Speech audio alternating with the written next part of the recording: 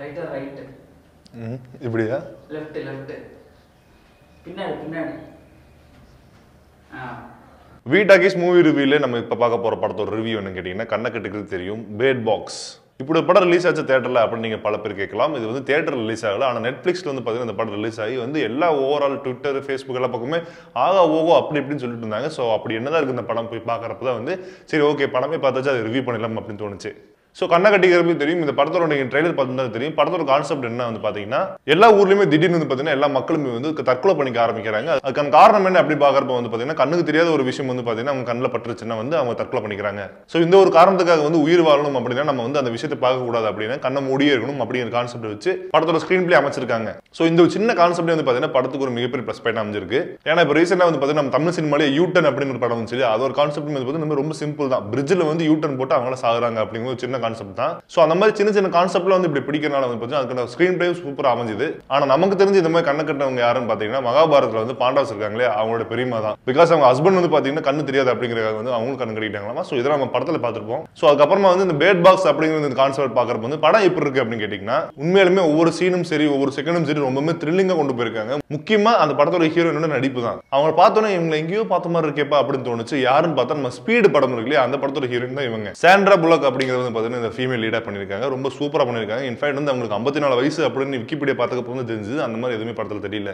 படம் எப்படி டிராவல் ஆகுதுன்னா ஃபர்ஸ்ட் ஹாஃப் செகண்ட் ஹாஃப்ல இல்லை நம்ம நெட்ஃபிளிக்ஸ்ல பார்க்குறப்ப வந்து பார்த்தீங்கன்னா ஃபுல் அண்ட் ஃபுல்லாக த்ரோவாக போயிட்டே இருக்குது. ஸோ ஃபர்ஸ்ட் ஸ்டார்டிங்ல இருந்து எண்டு வரைக்குமே வந்து பார்த்தீங்கன்னா திகில் மூமெண்ட்ஸ்லாம் வந்து வச்சு அதுக்கு இடையில வந்து சின்ன சின்ன எமோஷனல் மூமெண்ட்ஸ் வச்சிருக்காங்க. அது ரொம்ப சூப்பராக கனெக்ட் ஆகுது. எப்படி சொல்றதுன்னா இந்த வீட்டை விட்டு வெளியே வரக்கூடாது அப்படின்னு ஒரு 4 பேர் வீட்டுக்குள்ளே இருப்பாங்க. அந்த வீட்டுக்குள்ள இருக்க ஒவ்வொரு கேரக்டர் டிசைன் பண்ண விதமும் அதுக்காக அவங்க செலக்ட் பண்ண நடிகர்களும் படத்துக்கு மிக கனக்கச்சிதமா பொறுத்திருக்கு. முக்கியமா சொல்ல போனா மொட்டையா ஒருத்தர் வருவாரு. அவரோட நடிப்பும் சரி மற்றும் கூடவே வந்து இன்னொரு கர்ப்பிணி பெண்ணை ஒருத்தவங்க குண்டா வருவாங்க. அவங்களும் சரி படத்துல ரொம்ப சூப்பரா பண்ணியிருந்தாங்க. அதை தாண்டி வந்து பாத்தீங்கன்னா கிளைமேக்ஸ் போக போக வந்து ஒரு நமக்கு பதட்டம் வந்துட்டே இருக்கும். என்னடா பார்க்க போகுது என்னடா ஆக போகுது அப்படின்ட்டு அந்த கட்டத்துல வந்து பாத்தீங்கன்னா 2 குழந்தைகளோட நடிப்பு ரொம்ப சூப்பரா இருக்கும். அதுவும் அந்த பெண் குழந்தை ஒருத்தர் பண்ணிருப்பாங்க.